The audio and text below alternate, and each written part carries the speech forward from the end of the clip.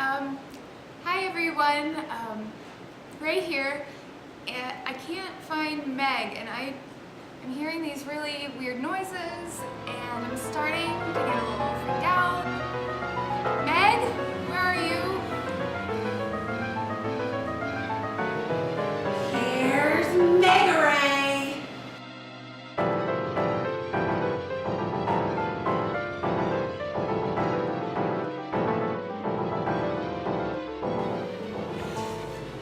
Meg, Yeah, you doing alright?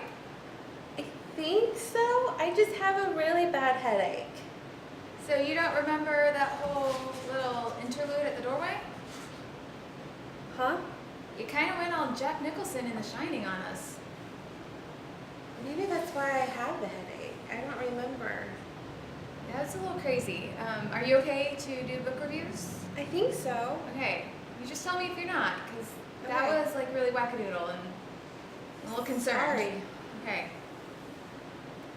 Hello everyone, thank you for joining MEG-A-RAE today. We are talking about thrillers. So we're talking about suspense thrillers and action thrillers and just the general thriller genre. So Meg, what are you talking about today? I'm talking about the book 10, which is a YA novel, but I don't have it with me today. Well, it's checked out, which is good. It is. That's a very good thing. But what I do have Agatha Christie's And Then There Were None. And I really like this book because it is basically the same plot that 10 is. Okay. So what's 10 about? 10 is about a girl named Meg and her best friend Minnie, and they are invited to this inclusive party at White Rock House on Henry Island. And Henry Island is out in the middle of nowhere, and they are going to be on this island for 3 days, and there's not going to be like a boat that's going to be going back and forth. So if they're on the island, they're on the island. There's 10 people who are invited to this house, and the only thing that's weird is that the hostess is nowhere to be found. And these 10 guests are all different. They're teenagers, so think of like the 90s campy horror film that has your jock, your popular girl, your smart one.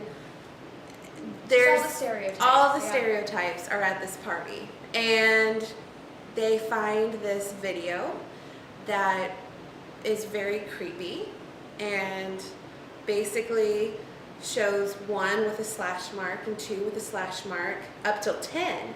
So they're thinking that this is just some really bad joke that someone did, and everyone's getting flipped out, but they get even more flipped out when everyone starts dying.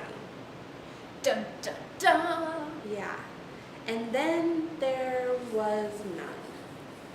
And Agatha Christie's book is sort of like that. There are 10 guests that are invited onto an island, and the host is nowhere to be found, this multimillionaire. And so these 10 guests are trying to mingle, and again, they all come from different walks of life, and they gradually disappear. So do you think 10 is a retelling of this, maybe?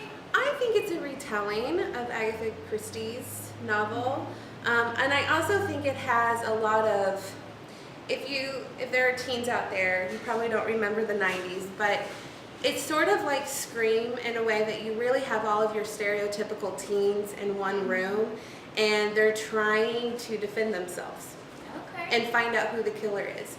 But just like Agatha Christie's novel, if you've read it and you read 10, you pretty much know who done it. So it's not too suspenseful in that regard, but it does keep you guessing. That sounds really fantastic. Yeah. How many stars do you give it? I give it 3.5. Really? Because I didn't find it too suspenseful because I have read Agatha Christie's. So once I kind of got the feel for it, You're finding connections. I was finding a connection. So that wasn't too surprising, but I give it 3.5 because I did make audible gasps at certain points. And the characters were kind of endearing, some of them were. So. And no one beats Agatha Christie when No. it comes to the mystery thriller. I mean, she is the queen She's of the queen. it. So, Yep, she would be proud. So if someone had read that, you think that it would be more like 4 or 5? Yeah. Yeah. Yeah. Well, What are you reading? I read an action thriller. Ooh. This one is by Joe Schreiber, and it's called Au revoir, Crazy European Chick. Cool. I kind of dig the title. Yeah. So Perry is the main character, and he is in high school, and he's a member of a rock band, and prom night is coming. And Perry and his family, he's got a sister and then his parents, and they have an exchange student from, I don't remember what country, it was some Eastern European country.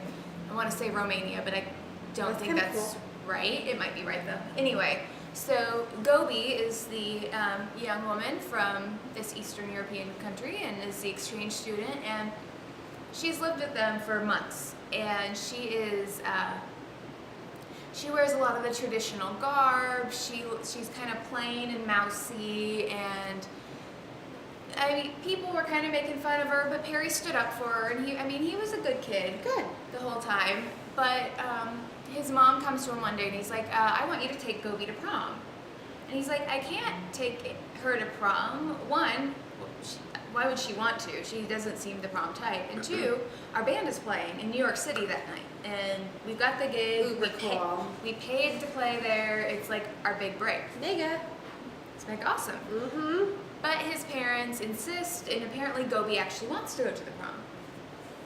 So Perry's bummed out. He's hoping he can kind of get Gobi to ditch the prom after a short amount of time. I'm sorry, every time you say Gobi, I think you're saying Dobby from Harry Potter, but you can go on. No. So he takes her to prom, and there's this little scuffle that happens, and he's defending Gobi again, and they end up leaving, and Gobi's like, well, I kind of want to go to New York City, and let's go to this club. It's the club of like this famous rapper guy, and he's like, we're not going to get in there.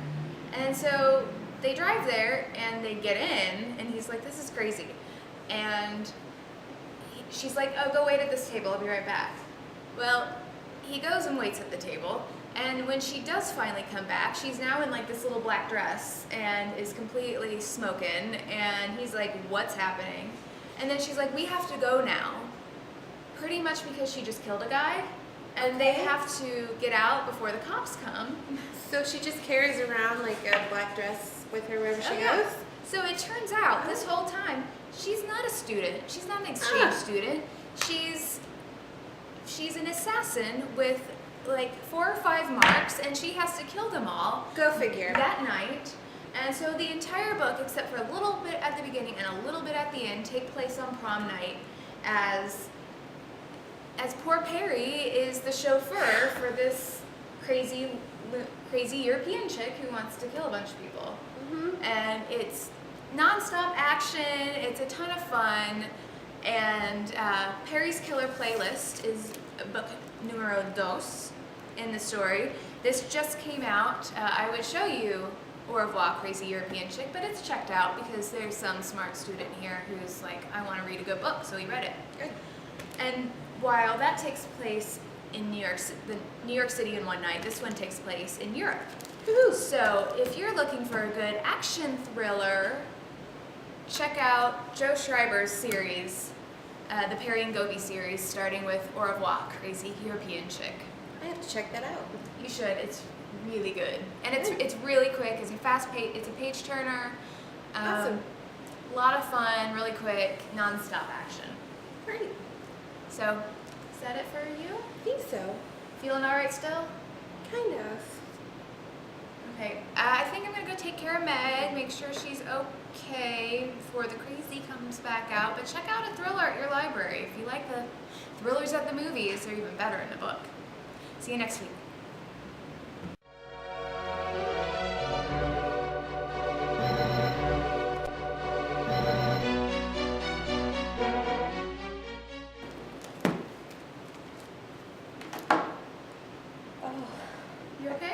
Feel good, Rae.